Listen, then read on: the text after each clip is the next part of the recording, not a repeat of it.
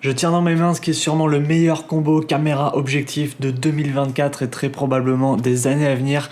Je vais te parler aujourd'hui du Canon EOS C80 que j'ai la chance de tester depuis plus de 2 semaines maintenant. En plus de ça, Canon a été très gentil et m'a également prêté le 24-105 mm f2.8 que j'ai également pu tester il y a quelques mois sur la chaîne, donc je vais pas revenir dessus. Mais par contre, cette fois-ci, j'ai le moteur de zoom PZ-E2B qui est juste ici, que j'avais pas pu tester à l'époque, donc ça forcément on va en parler. Et je dois dire que l'association de ces trois objets, ça nous offre un combo hyper complet, hyper polyvalent que j'aime beaucoup utiliser. Alors je dois dire, personne n'attendait cette caméra, Canon est arrivé de nulle part avec cette C80 et elle s'annonce déjà comme étant un incontournable dans le monde de la production audiovisuelle. La C80, elle vient succéder à la C70, donc elle corrige quasiment tous les défauts de cette dernière et au passage, elle prend tous les avantages de la C400 parce que pourquoi pas. D'ailleurs, la C400, moi je l'ai aussi présentée sur la chaîne, la vidéo elle s'affiche juste ici si jamais ça t'intéresse. Au niveau du prix, on est plutôt sur une bonne surprise parce que la C80 coûte 5 899 €, soit quasiment 3000 € de moins que la C400 qui a quasiment les mêmes specs. Donc ça, on va en parler dans peu de temps, mais surtout là où Canon frappe très fort, je trouve, c'est qu'elle est un poil au-dessus du prix de la C70 au moment de son lancement. Donc ça peut avoir comme conséquence justement de faire chuter le prix de cette dernière,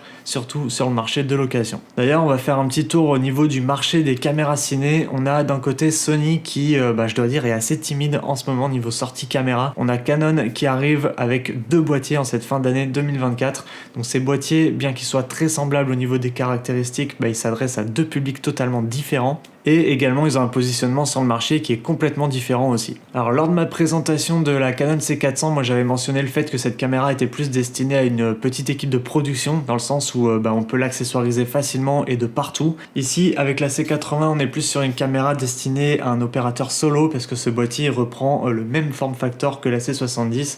Tu vois, on est vraiment sur un boîtier monobloc avec l'écran directement intégré dessus. Sur la C400, on a déjà un aspect d'accessoirisation, parce que même avec le kit de base, il y a un écran qui est quand même séparé, ce qui nous offre quand même pas mal de possibilités pour l'accessoiriser. Bon, ça c'est pour le positionnement entre les différents boîtiers Canon, mais si jamais on prend en compte la FX6, la Red Komodo 6K qui sont selon moi les principaux rivaux sur le marché aujourd'hui pour cette gamme de prix, je dirais que la C80 pour moi elle n'a pas d'équivalent, parce que si on se penche vraiment sur les différences en termes de prix, la Red est certes moins chère depuis qu'ils ont fait chuter le prix de la Komodo, mais c'est une caméra qu'il va falloir accessoiriser impérativement. Il va falloir mettre un écran et tout un tas d'accessoires, ce qui fait qu'on pourra vite atteindre un prix plus proche de la C400 que de la C80, car les accessoires chez Red sont très très chers. Quant à Sony, le line-up il est assez vieillissant parce que le seul concurrent pour moi c'est la FX6 qui est sortie en 2020 comme la C70, donc ça laisse penser qu'ils travaillent sur un nouveau modèle. En tout cas, à l'heure où je tourne cette vidéo, je n'ai pas l'info. Et pour l'instant, Canon, j'ai l'impression qu'ils sont les seuls sur le marché de la gamme ciné entrée de gamme. Alors oui, je parle pas de Blackmagic Pixie 6K, je ne parle pas du BS1H de Lumix, je ne mentionne pas la FX3.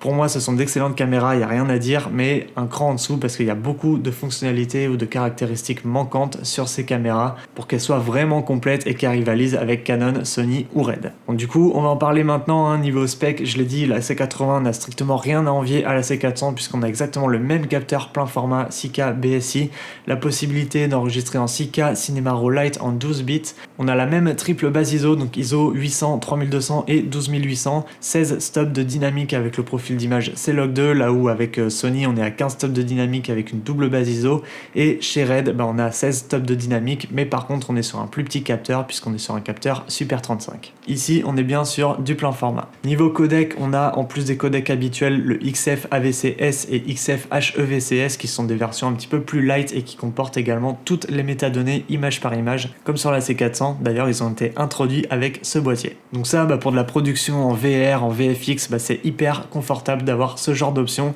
Canon veut devenir le leader sur le marché de la production VR et avec ce genre de boîtier et les optiques qu'il propose, c'est bien parti. Après, pour les utilisateurs un peu plus lambda de vidéo, on a le même système d'autofocus que sur la C400 et que sur tous les boîtiers hybrides sortis avant 2024. Pourquoi je dis ça avant 2024? Parce que le R5 Mark II et le R1 ont un tout nouveau système d'autofocus qui n'est pas présent sur ce boîtier-là. Ici, on est sur le Dual Pixel AF2 qui n'était pas présent également sur la C70. Donc, je dois dire qu'on a quand même une grosse grosse amélioration parce que la C70 c'était pas tellement ça niveau autofocus. Alors je l'ai pas mentionné mais on est bien entendu sur une monture RF, filtre ND interne, ralenti en 4K jusqu'à 120 images par seconde et 180 images par seconde en Full HD, une stabilisation interne, des préamplis audio d'une excellente qualité bien qu'on n'ait toujours pas de 32 bits flottantes. Moi je trouve ça un petit peu dommage personnellement, c'est quelque chose que j'aurais aimé voir dans ce genre de boîtier aujourd'hui parce que ça commence à arriver petit à petit et à l'avenir moi je serais pas surpris de voir Sony un petit peu détrôner Canon à ce niveau là et proposer du 32 bits flottante dans sa prochaine caméra ciné. Niveau connectique, on a du full HDMI, du SDI, du timecode, une prise Ethernet, une prise casque, de l'USB-C, une entrée jack 3.5 ainsi que 2 entrées mini XLR, une prise remote et la prise DCI 24V pour venir la brancher sur secteur. En bref, tout ce dont un opérateur solo peut avoir besoin, eh bien on l'a dans cette caméra. Nos rushs, on va les enregistrer sur des cartes SD classiques en UHS 2. Canon a fait le choix de garder la même stratégie que sur la C70. Moi je sais que ça va déplaire à certains parce que beaucoup ne jurent que par la CF Express et je peux le comprendre, plus gros débit. Moi ça me dérange absolument pas dans le sens où les cartes SD sont beaucoup moins chères et elles supportent largement les vitesses d'écriture des différents formats proposés par ce boîtier qui sont déjà très polyvalents, donc moi ça me va. D'autant plus que même avec des cartes SD classiques, les formats RAW et MXF ont des débits assez gros, donc pour un opérateur solo c'est plus que suffisant. On a des systèmes d'attache avec des pas de vis dessous et sur le côté pour les adeptes du vertical, ce qui n'est quand même pas négligé mine de rien. Une poignée qui a été entièrement repensée, une griffe multifonction ainsi qu'une nouvelle batterie, la BP A30N ainsi que la BP A60N comme sur la C400. En plus de ça, on a un système d'attache pour micro, chose qu'on n'avait pas sur la C70. Donc en soi, on est sur exactement la même ergonomie que sa petite sœur, la C70. Moi, j'ai pas vraiment noté de différence au niveau de la prise en main. Donc si jamais tu passes d'un boîtier à l'autre, tu seras vraiment pas perdu parce que pour moi, c'est exactement la même chose. Alors la grosse force de cette caméra, c'est son capteur. Un capteur plein format avec 3 valeurs d'ISO en natif. Jusque là c'était du jamais vu. Canon décide de sortir 2 caméras en l'espace de 2 mois avec la même technologie.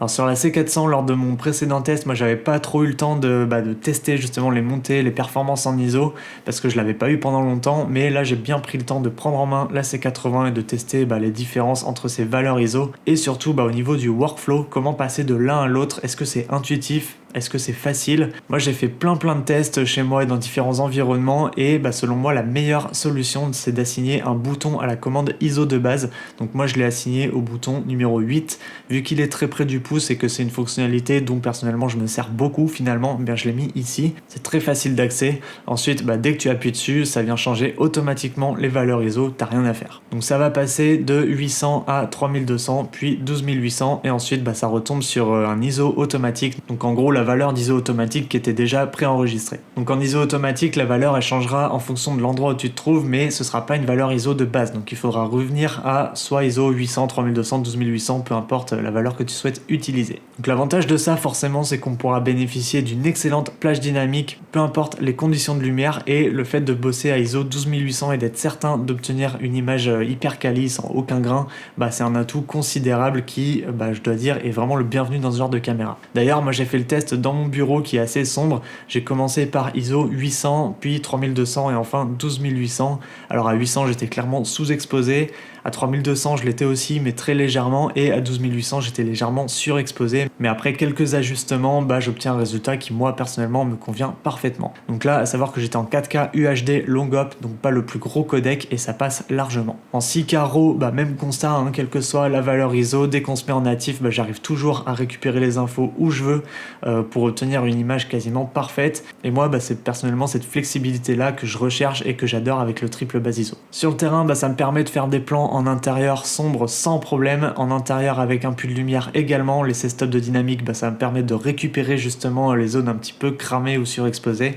À chaque fois, j'ai toujours autant d'infos sur mon image, d'autant plus que au lieu de changer la valeur ISO en permanence, j'ai aussi la possibilité d'intégrer des filtres ND parce qu'ils sont en natif dans la caméra. Donc par exemple, ici j'étais à ISO 12800 et j'étais un petit peu cramé au niveau des hautes lumières. Hop, un coup de filtre ND et on retrouve une exposition correcte. Ça évite de passer sur une valeur ISO intermédiaire et non native. Alors j'ai voulu tester avec un autre objectif que je possède qui est le Laowa. C'est un objectif qui est habituellement très compliqué à utiliser Étant donné que l'ouverture maximale est de T14, il faut balancer un paquet de lumière pour pouvoir avoir un résultat correct. Moi sur mon R6 Mark II, je l'utilise principalement avec ce boîtier, vu que c'est mon boîtier principal. Je suis quasiment tout le temps à ISO 4000, 5000, 6400, souvent avec de l'éclairage à pleine balle, à 25 images par seconde, histoire de garder le shutter à 1/50. Bref, t'as compris, il me faut le plus de light possible. Ici avec la C80, j'ai mis le Laowa dessus et à ISO 12800. Quand j'ai vu ce qui était possible de faire avec, j'étais clairement choqué. Les plans que tu vois là, ils sont tournés à 120 images par seconde à la main. J'ai pas du tout mis ça sur un trépied, ni sur un stabilisateur, ni quoi que ce soit. Avec un tout petit peu d'éclairage, vraiment une Forza 60B, même pas à fond, et un pavotube 6C. Et même pour te dire, parfois j'ai dû fermer le diaph parce qu'il y avait trop de lumière. Donc avec les lights pleine balle, moi je peux me mettre à T40 et avoir une grande zone de netteté sur mon image, chose qui avec cet objectif est très compliquée en temps normal, surtout avec le R6 Mark II. Du coup là, quand je vois que c'est possible d'obtenir ce genre de plan avec cet objectif et ce boîtier sans fournir aucun effort, ça me fait bizarre finalement de repasser sur mon R6 Mark II en vidéo, car clairement c'est le jour et la nuit.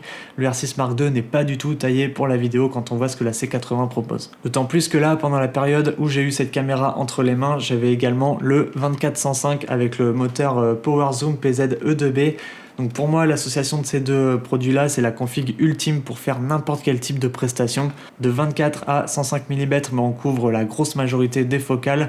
Dans le pire des cas, on a aussi la possibilité de passer en mode Super 35 et d'avoir un équivalent 150 mm f2.8 une fois zoomé à fond. Alors le mode Super 35, lui, nous permet de filmer en 4K, on n'a pas de 6K avec, mais par contre, il nous offre la possibilité de shooter en RAW standard en plus du RAW Light. Donc en RAW standard, on est bloqué à 25 images par seconde en mode Super 35, tandis que le RAW Light nous offre la possibilité de shooter en 50 ou 60 images par seconde selon si on est en mode PAL ou NTSC. Par contre, le mode plein format en 6K, lui, nous offre uniquement le RAW Light qui lui est bloqué à 60 images par seconde en cadence 50 Hz et 24 ou 30 images par seconde en cadence 60 Hz.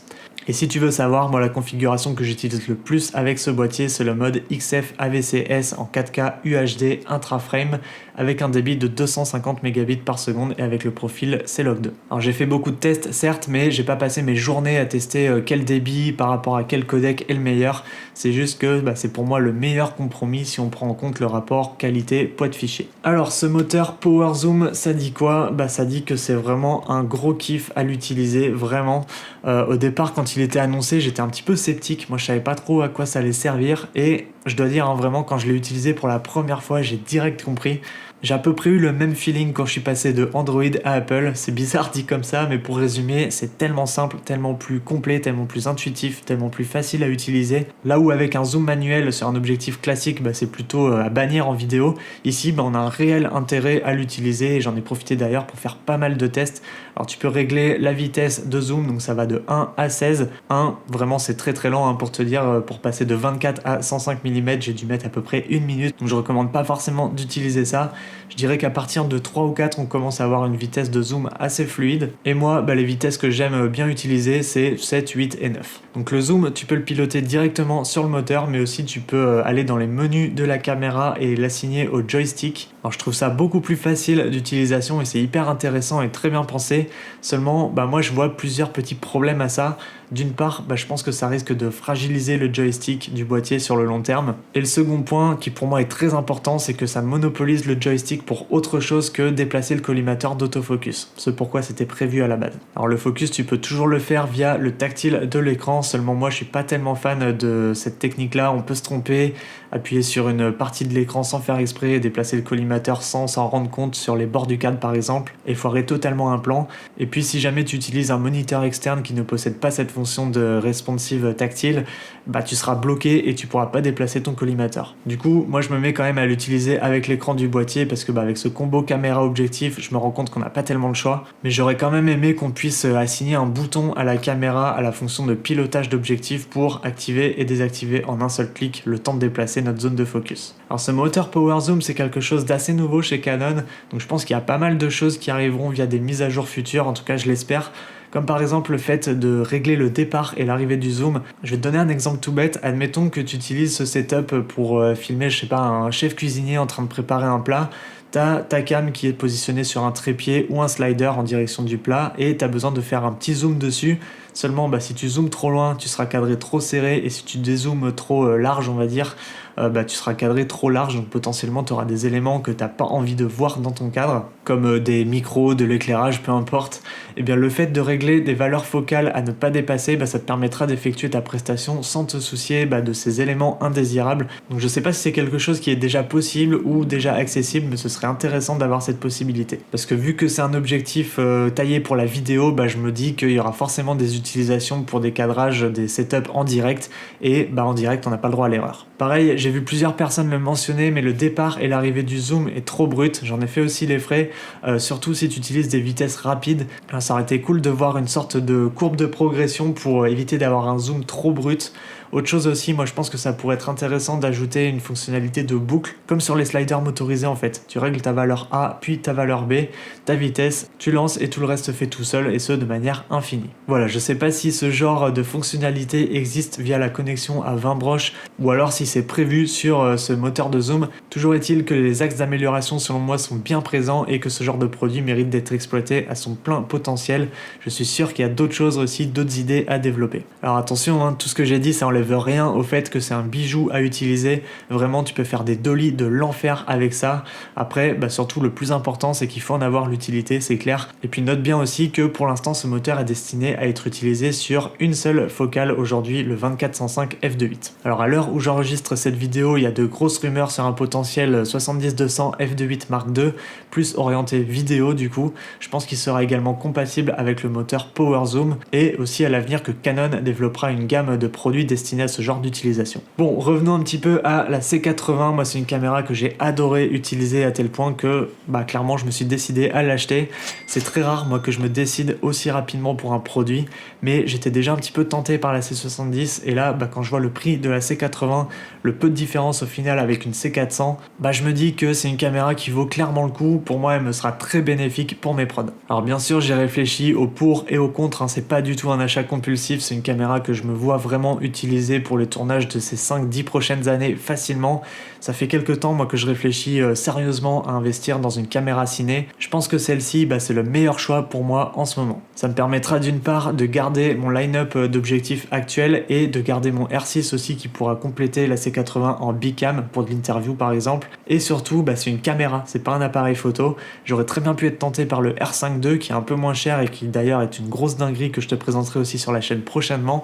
Mais pour moi, il est trop orienté photo et vu que mon business il est axé essentiellement sur la vidéo, j'ai besoin d'un produit qui réponde à 100% de mes besoins et c'est le cas de la C80. Le R5 II, lui, répond pas à tous mes besoins. Tu vois, il n'y a pas de triple base ISO, il n'y a pas de filtre ND intégré, les menus ce sont des menus photo et pas vidéo. Bref, pour moi, c'est un petit peu trop limité. Bon, j'ai pas parlé des quelques petits points négatifs qui me dérangent un petit peu avec cette caméra. Forcément, c'est pas à 100% parfait. Premier point, moi je pensais que l'écran allait être plus robuste que celui de la C70. J'ai l'impression que c'est le même, vraiment, voire même que c'est pire. Je le trouve hyper fragile. Moi j'ai presque peur de l'utiliser vraiment. Alors par contre j'ai l'impression qu'il est un peu plus lumineux et la qualité je la trouve un poil meilleure aussi. Alors je sais pas si c'est la luminosité qui fait ça. Toujours est-il qu'il est très fragile et ça c'est ce que je retiens. Donc au niveau des menus, moi je les trouve pas assez customisables. C'est assez dommage en fait. Pourtant on a plein de boutons sur lesquels on peut assigner tout un tas de fonctions. Mais par exemple moi j'aimerais bien pouvoir assigner un bouton à une résolution précise. Par exemple je souhaite passer d'un plan en 4K DCI 25 images par seconde à un plan au ralenti 120 images par seconde en UHD. Pour faire ça je dois passer en UHD long op et ensuite choisir mon mode d'enregistrement et ensuite ma cadence d'image. Donc c'est un petit peu trop long, on peut s'y perdre. Moi parfois j'aimerais qu'on puisse avoir un menu entièrement personnalisable où tu assignes un paramètre à un bouton et dès que tu appuies dessus ça switch automatiquement. Alors c'est possible de passer d'un mode enregistrement normal à un mode enregistrement au ralenti. Je crois que c'est le bouton 10 qui permet ça, mais il faut à chaque fois régler la cadence d'image dans les menus avant de faire en sorte à ce que ça switch. En soi c'est pas dérangeant mais il faut y penser. Pareil pour les proxys, par exemple si jamais tu passes du mode enregistrement normal au mode ralenti, alors en mode ralenti les proxys sont totalement désactivés, mais si tu reviens en mode normal les proxys sont désactivés. En soi c'est cool, mais si jamais tu viens changer de codec d'enregistrement, ça va automatiquement tout reparamétrer et désactiver les proxys. Donc ça, il va bien falloir le remettre en place, ainsi que la cadence d'image si jamais tu veux enregistrer des proxys. Donc en fait, il faut faire attention à tout surveiller dès que tu changes de type d'enregistrement ou de codec. De toute façon, on a des codes couleurs au niveau de l'écran principal. Si l'emplacement de la carte est grisé, c'est que les proxys sont soit désactivés, soit impossibles à générer. Et si c'est en rouge, c'est tout simplement il n'y a pas de carte. Alors la C80, elle vient avec une poignée, ça on en a déjà parlé, mais elle vient également avec un support de micro. Donc lui c'est pareil, il vient se fixer sur l'unique pas de vis qui est situé en haut du boîtier. Je trouve ça assez dommage de ne pas avoir imaginé un système permettant de fixer les deux supports, parce que du coup on peut pas utiliser l'un avec l'autre, et sans cache c'est compliqué de venir fixer une poignée en plus d'un support micro. D'autant plus que si on met la poignée, on peut quasiment pas se servir de la griffe de flash intégrée, parce que l'emplacement est trop restreint pour venir fixer un moniteur. À la limite on peut mettre un récepteur de micro sans fil, mais c'est tout. Et puis cette griffe de flash elle est électronique, ce qui signifie qu'elle est faite pour alimenter d'autres appareils. Si ces appareils on peut pas les fixer à cause de la top handle, ça risque de devenir problématique pour certains. Donc du coup je pense que le mieux pour plus de polyvalence, c'est de prendre une cage et de constituer son rig soi-même. Bon, à part ça, il y a une petite fonction qui est assez cool et qui n'était pas présente sur la C70, je me dois d'en parler, c'est l'affichage des niveaux aussi bien à l'horizontale qu'à la verticale. On a la possibilité de faire notre niveau très facilement, et ça forcément c'est un impératif sur n'importe quelle caméra, et encore plus sur des caméras orientées ciné. Je vois pas comment on peut s'en passer en fait. Moi je m'en sers tout le temps sur mon boîtier hybride, donc le fait de voir ça ici, au final tu vas me dire c'est pas choquant. Seulement c'est nouveau sur ce boîtier, donc il faut le mentionner. Bon, je pourrais passer des heures vraiment à parler de cette caméra, j'ai juste hâte de pouvoir commander la mienne et qu'elle arrive surtout afin de l'utiliser sur des prods. Je pense que c'est la caméra parfaite pour quelqu'un comme moi aujourd'hui, donc un opérateur solo qui souhaite passer sur un produit 100% orienté vidéo. Lors de la sortie de la C70, moi j'étais pas du tout dans cette optique là, mais aujourd'hui je le suis totalement, et cette caméra me sera bien utile pour du documentaire, du reportage, mais aussi bien de la pub et du corpo, des domaines dans lesquels je compte bien l'utiliser. Alors est-ce que c'est la caméra de trop chez Canon ? Franchement pas du tout, au contraire, elle répond à un besoin bien précis et succède parfaitement à une caméra qui a fait ses preuves aussi depuis des années. Est-ce que c'est une caméra qui va pas décrédibiliser la C400 ? Moi je me suis posé la question. Honnêtement, si je devais choisir entre les deux produits, forcément je prends la C80 dans le sens où elle me correspond parce que je suis un opérateur solo. La C400 elle est faite plus pour être utilisée par des petites équipes de production, donc je suis clairement pas la cible. Donc non, la C400 elle n'est pas du tout décrédibilisée, elle a bien sa place dans le line-up. Voilà, c'est tout pour moi pour cette vidéo. N'hésite pas à t'abonner à la chaîne pour rester à l'affût des prochaines vidéos concernant ce boîtier, parce qu'il y en aura très probablement d'ici quelques mois. Code créateur Nicolas sur Miss Numérique si jamais tu souhaites soutenir mon travail, c'est la meilleure des solutions. Merci à Canon France pour le prêt, et moi je te dis à tout de suite dans le test de la C400, ça s'affiche juste là.